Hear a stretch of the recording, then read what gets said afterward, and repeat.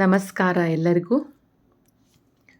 ಇವತ್ತು ನಾನು ನಿಮಗೆಲ್ಲರಿಗೂ 3ರಿಂದ 2 ಚಿಕ್ಕಿ ಇಟ್ಟು ಯಾವ ರೀತಿ ಸಣ್ಣದ ರಂಗೋಲಿಯನ್ನು ಹಾಕಿ ಅದನ್ನು ಚೆನ್ನಾಗಿ ಮಾಡಬಹುದು ಅಂತ ಹೇಳಿ ನಿಮಗೆಲ್ಲರಿಗೂ ಹೇಳಿಕೊಡ್ತಾ ಇದ್ದೀನಿ. ಫಸ್ಟಿಗೆ ನಾನು ಶ್ರೀ ಹಾಕಿದ್ದೀನಿ. ಶ್ರೀ ಹಾಕಿದ ಮೇಲೆ ಅದರ ಮುಂದೆ 2 ಡಾಟನ್ನು ಇಟ್ಟಿದ್ದೀನಿ, ಅನುಸ್ವಾರವನ್ನು ಅದರ ಮೇಲೆ ಇಟ್ಟಿದ್ದೀನಿ. ಅದು ಶ್ರೀಹಿ ಅಂತ ಆಗತ್ತೆ. ಎಂದು ಶ್ರೀ ಹಾಗೆ ಬರಿಬಾರ್ದು, ಶ್ರೀಹಿ ಅಂತಾನೇ ಬರಿಬೇಕು. ನೆಕ್ಸ್ಟು 3ದಿಂದ 2 ಡಾಟ್ಸನ್ನು ಇಟ್ಕೊಂಡು ಎಂಡ್ ಇರೋ ಅಂಥ ಚಿಕ್ಕಿಗಳಿಗೆ 3 ಲೈನ್ಸನ್ನು ಹಾಕ್ತಾಯಿದ್ದೀನಿ. ಮೇಲ್ಗಡೆ 1, ಸೈಡಿಗೆ 2 ಕಡೆ 2 ಲೈನನ್ನು ಹಾಕಿದ್ದೀನಿ.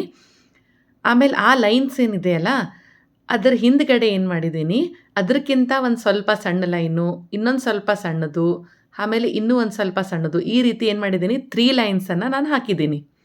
ಆ್ಯಕ್ಚುಲಿ ನಾನು ಚಿಕ್ಕಿಯನ್ನು ತುಂಬ ಹತ್ತಿರ ಇಟ್ಕೊಂಡು ಹಾಕ್ತಾಯಿದ್ದೀನಿ. ನೀವು ಇದೇ ಚಿಕ್ಕಿಯನ್ನು ಒಂದು ಸ್ವಲ್ಪ ದೂರ ಇಟ್ಕೊಂಡು ಹಾಕಿದರೆ ಇನ್ನೂ ಸುಂದರವಾಗಿ ಕಾಣಿಸುತ್ತೆ ಇದು ರಂಗೋಲಿ. ಆ ಲೈನ್ಸ್ ಏನಿಟ್ಟಿದ್ದೀನೋ ಅದರ ತುದಿಯನ್ನು ಏನು ಮಾಡಿದ್ದೀನಿ, ಮಧ್ಯದಲ್ಲಿರೋ ಅಂಥ ಆ ಚಿಕ್ಕಿಗೆ ಜಾಯಿಂಟ್ ಮಾಡಿದ್ದೀನಿ. ನೋಡಿ ನಾನು ಯಾವ ರೀತಿ ಮಾಡ್ತಾಯಿದ್ದೀನಿ. ಒಳಗಿನ ಮಗ್ಗಲದಿಂದ ಲೈನನ್ನು ತೆಗೆದುಕೊಂಡು ಅದನ್ನು ಆ ಮಧ್ಯದಲ್ಲಿರೋ ಅಂಥ ಚಿಕ್ಕಿಗೆ ಜಾಯಿಂಟ್ ಮಾಡಿದ್ದೀನಿ. ಈ ರೀತಿ ಮಾಡಿದರೆ ಇದು ರಂಗೋಲಿ ತುಂಬ ಸುಂದರವಾಗಿ ಕಾಣಿಸುತ್ತೆ. ಇದು ನೋಡಿ ಅಲ್ಲಿ ಯಾವ ರೀತಿ ನಾನು ಜಾಯಿಂಟ್ ಮಾಡ್ತಾ ಇದ್ದೀನಿ ಅಂತ. ಈ ರೀತಿ ಎಲ್ಲ ಕಡೆ ಜಾಯಿಂಟ್ ಮಾಡಿದ ಮೇಲೆ ನಾನು ಏನು ಮಾಡಿದ್ದೀನಿ, ಮಧ್ಯದಲ್ಲಿ ಒಂದು ಡಾಟ್ ಇಟ್ಟು ಬಟ್ಲೆ ಇದನ್ನು ಮಾಡಿದ್ದೀನಿ. ನೆಕ್ಸ್ಟು ಫಸ್ಟ್ ಆ್ಯಂಡ್ ಸೆಕೆಂಡ್ ಲೈನಿಗೆ ಈ ರೀತಿ ರೌಂಡಪ್ಪನ್ನು ಮಾಡ್ಕೊಂಡಿದ್ದೀನಿ.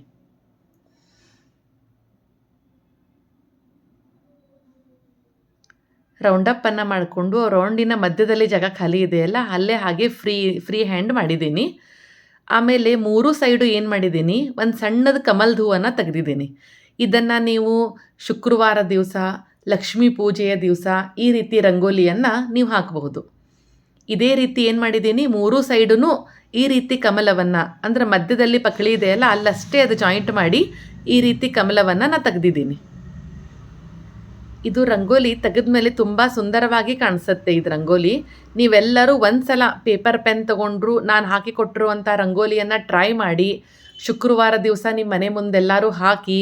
ಇದು ತುಂಬ ಸುಂದರವಾಗಿಯೂ ಕಾಣಿಸುತ್ತೆ, ತುಂಬ ಅಟ್ರಾಕ್ಟಿವೂ ಇದೆ ಇದು ರಂಗೋಲಿ. ನೆಕ್ಸ್ಟ್ ನಾನು ಏನು ಮಾಡಿದ್ದೀನಿ, ಸೈಡಿಗೆ ಸ್ವಲ್ಪ ದೀಪದ ಆಕಾರವನ್ನು ಮಾಡಿ ಅದರಲ್ಲಿ ಒಂದು ಸ್ವಲ್ಪ ಶೇಡ್ ಕೊಟ್ಟಿದ್ದೀನಿ.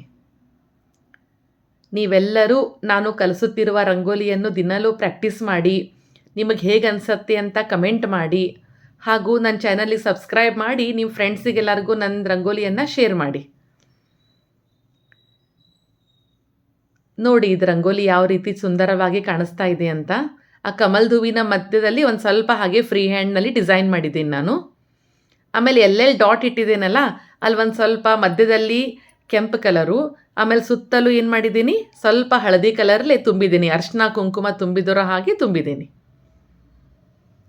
ನನ್ನ ವಿಡಿಯೋವನ್ನು ವೀಕ್ಷಿಸಿದಂಥ ಎಲ್ಲರಿಗೂ ಧನ್ಯವಾದಗಳು. Thank you.